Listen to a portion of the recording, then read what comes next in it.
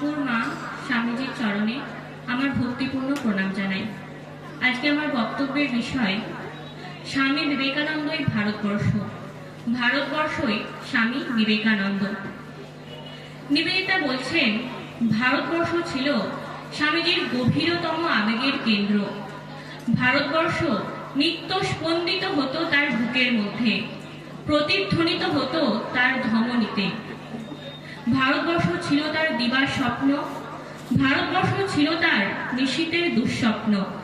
তিনি নিজেই ছিলেন ভারতবর্ষ, রক্ত মাংসে গড়া ভারত প্রতিমা। পরিব্রাজক কালে, গোটা ভারত ভ্রমণকালে স্বামীজি দেখেছিলেন ভারতের মানুষের কি কষ্ট, প্রাণে প্রাণে অনুভব করেছিলেন তাদের যন্ত্রণা। তার রাতের ঘুম কেড়ে নিয়েছিল। ভারতবর্ষের দক্ষিণতম প্রান্তে কন্যাকুমারীর শেষ শিলাখণ্ডে তিনি ধ্যানে বসেছিলেন। 3 দিন 3 রাত ধ্যানের বিষয় ছিল ভারতবর্ষ। কেন হবে ভারতের মানুষের এই দুর্দশা? কেন ভারত পরাধীন হবে? কেন ভারত শুধু পাশ্চাত্যের অনুকরণ করবে? প্রাচীন, বর্তমান ও ভবিষ্যৎ ভারতের এক পরিপূর্ণ ছবি তার চিন্তায় রূপ পেয়েছিল। বিবেকানন্দই ছিলেন প্রথম ব্যক্তি যিনি এক নতুন ভারতকে তুলে ধরেছিলেন পাশ্চাত্যের দরবারে। বিবেকানন্দের আগে আর কেউ ভারতবর্ষ, তার ধর্ম, সভ্যতা, সংস্কৃতি, জাতি ও গৌরবকে এমনভাবে উত্তোলন করতে পারেননি। স্বাধীনতা সংগ্রামে, বিপ্লব আন্দোলনের ওপর স্বামীজির যে কি প্রচন্ড প্রেরণা ছিল তা আমরা ঐতিহাসিক নথিপত্র, সরকারি গোপন কাগজ ও বিপ্লবীদের স্মৃতিকথায় জানতে পারি। স্বামীজির অনুপ্রেরণায় অনুপ্রাণিত হয়ে লাখে লাখে যুবক তাদের প্রাণ দিতে এগিয়ে এসেছিল। তাদের মধ্যে অন্যতম কানাইলাল ভট্টাচার্য, হেমচন্দ্র ঘোষ, বারিন ঘোষ প্রমুখ। একটা মানুষ একক শক্তিতে একটা দেশকে তুলেছেন, একটা জাতিকে তুলেছেন, একটা ধর্মকে তুলেছেন, একটা সংস্কৃতিকে তুলেছেন। শিকাগো ধর্ম মহাসভায় স্বামীজি রাতারাতি বোমার মতো ফেটে পড়লেন। একটা জাতি গোটা বিশ্বে বর্বর ও পৌত্তলিক রূপে পরিচিত ছিল। সে দেখল যে তার মধ্যেও লুক্কায়িত শক্তি আছে, তার মধ্যে জগৎকে দেবার অনেক শক্তি আছে। সে জাগলো। হীনমন্য ভারতবাসী আত্মবিশ্বাস ফিরে পেল। আজকে গোটা বিশ্বে ভারতের জয় জয়কার। অর্থনীতি, সামরিক শক্তি, কৃষি ক্ষেত্র, মহাকাশ গবেষণা, তথ্য প্রযুক্তি সব ক্ষেত্রে ভারত এগিয়ে।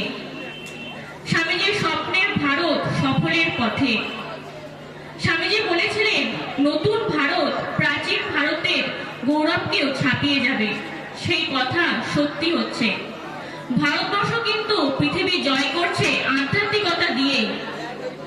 স্বামীজির স্বপ্নের ভারত গঠনে আজকের যুবদের স্বামীজি নামক এই লাঠিটাকে শক্ত করে ধরতে হবে, যাতে জীবনের কোনো পদক্ষেপে আমাদের পদস্খলন না হয়।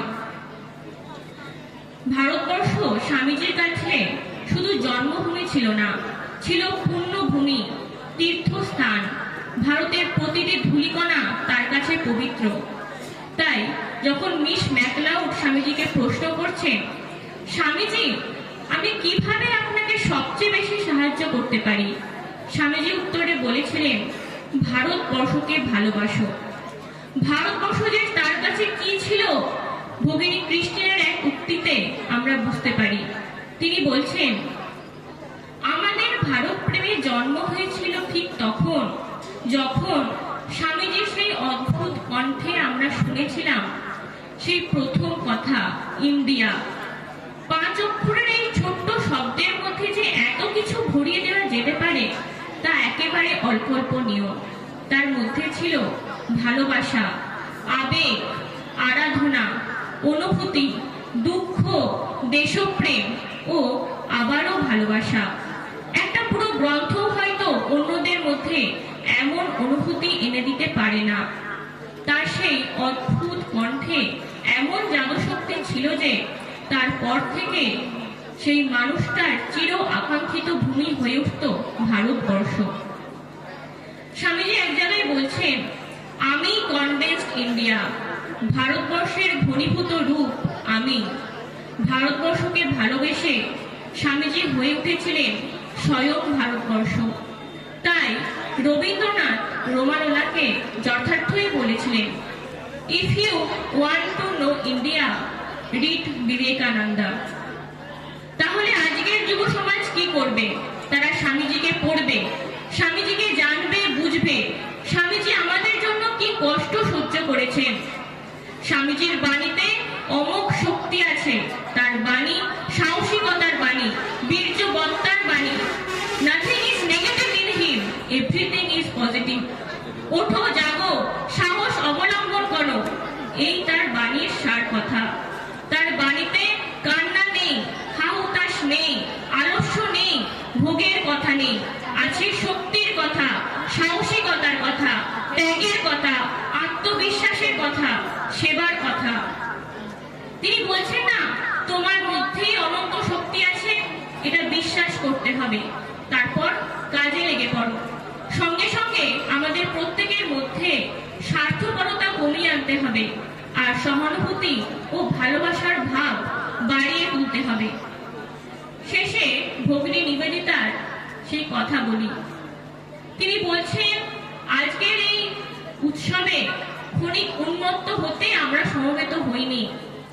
স্বামীজির শক্তি আমরা যাতে সে তার কথা কাজে পরিণত করতে পারি, সেই শক্তি লাভের জন্যই এই উৎসবের আয়োজন। স্বামীজির কি শিক্ষা ছিল? তিনি কি চাইতেন তার নামে লোকে গান করুক? না, আমরা জানি তিনি নাম যশ প্রাণের সঙ্গে ঘৃণা করতেন। তিনি কি চাইতেন তার গুরু শ্রীরামকৃষ্ণের নাম সর্বত্র প্রচারিত হোক? না, তিনি তাও চাইতেন না। তিনি কি চাইতেন তার উপদেশ বা কার্যপ্রণালী সবাই অনুসরণ করুক? না, তিনি তাও চাইতেন না। তিনি তাহলে চাইতেন কি? তিনি চাইতেন আমরা সবাই মানুষ হই, নিজের পায়ে নিজে দাঁড়াই।